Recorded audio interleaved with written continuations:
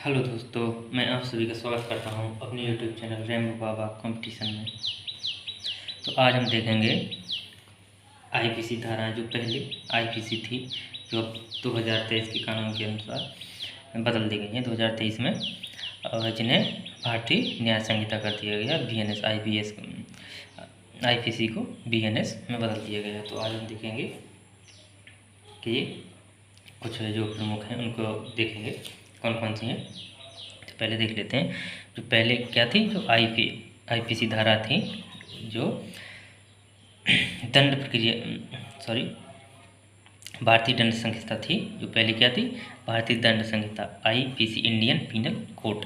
जो पहले Indian penal code था वो अब बदल गया है भारतीय न्याय संहिता में, बीएनएस में, भारतीय न्याय संहिता।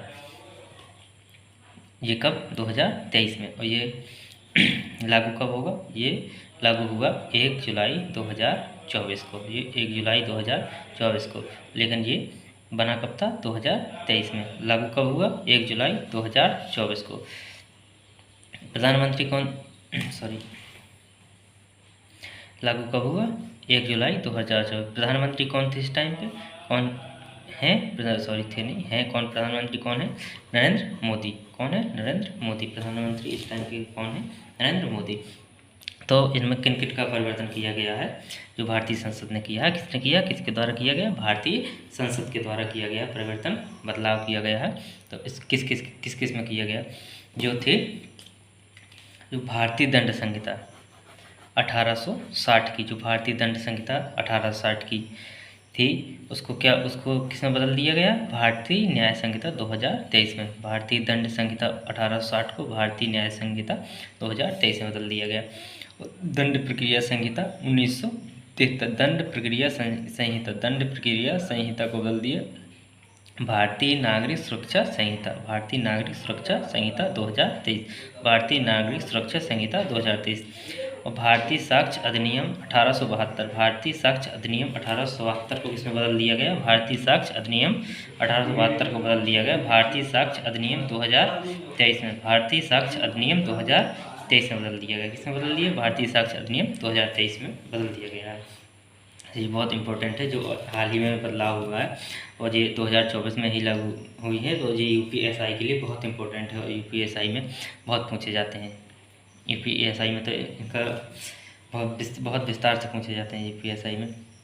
तो देखते हैं कुछ प्रमुख भारतीय न्याय संहिता, कुछ प्रमुख भारतीय न्याय संहिता देख लेते हैं जो कौन कौन सी हैं। जैसे एक देखते हैं धारा 103, ये इसमें क्या, हत्या की सज़ा, जो पहले किस में थी, 302 में थी, अब किस में होगी, हत्या की सज़ा 103 में। पहले 3 धारा आईपीसी में थी, अब जो धारा बीएनएस में 103 में आ गई। धारा 80 का दहेज मृत्यु के लिए सज़ा। यदि कोई व्यक्ति दहेज के लिए लड़कियों को मारता है, मतलब अपनी पत्नी को या किसी को सताता है या मार देता है, तो उसको धारा 80 के अंदर प्रावधान है, उसको सज़ा का प्रावधान है धारा 80 के अंतर्गत। धारा 303 चोरी की सज़ा, यदि कोई चोरी करता है तो उसकी सज़ा किसमें है, धारा 303 के अंदर है चोरी की सज़ा। धारा 64 में किसकी सज़ा, बलात्कार, यदि कोई बलात्कार करता है तो उसकी सज़ा 64 में है। धारा 318 क्या कहती है, धोखाधड़ी के लिए की सज़ा। धोखाधड़ी, यदि कोई धोखा देता है तो उसके लिए सज़ा क्या है, वो किस में बताई गई है, 318 में। धोखाधड़ी के लिए सज़ा किस में बताई गई है, 318 में धोखाधड़ी के लिए सज़ा बताई गई है। देखिए धारा 85 किसके लिए, यदि पति द्वारा क्रूरता, पति द्वारा गुस्सा करके, पति के गुस्सा में जो शिकार महिलाएं, जो पति दारू पी के आते हैं, उनको मारते हैं, कूटते पीटते हैं, तो उनके लिए है किस पे, कौन सी धारा, 85। उसमें किस धारा में बताएगा, उस पर 85, धारा 85 में बताएगा पति द्वारा क्रूरता का शिकार महिलाएं, पति द्वारा सताई गई महिलाएं, वो किसमें, धारा 85 के अंदर। धारा 61 देखते हैं, धारा 61 किसके अंदर धारा 61 के अंदर क्या है, आपराधिक षड्यंत्र की सज़ा, आपराधिक षड्यंत्र की सज़ा, आपराधिक षड्यंत्र की सज़ा। जो कोई अपराध करता है उसका कोई मतलब गिरोह टाइप का बैठ के कोई साजिश करते हैं, तो इस टाइप का होता है। तो इसमें आप षड्यंत्र रचते हैं, तो इस टाइप में उसकी सज़ा है, आपराधिक षड्यंत्र की सज़ा। हम देखते हैं धारा 46। धारा 46 में क्या है? दुष्प्रेरणा, प्रेरण, दुष्प्रेरण, दुष्प्रेरण, दुष्प्रेरण दुष्प्रेरण, दुष्प्रेरण। और धारा 63 में ये फिर से क्या? बलात्संग। इसमें बताया गया है दुष्प्रेरण मतलब बलात्कार। इसमें भी बताया, धारा 63 में बताया गया बलात्कार की परिभाषा, बलात्कार के बारे में बताया गया। धारा,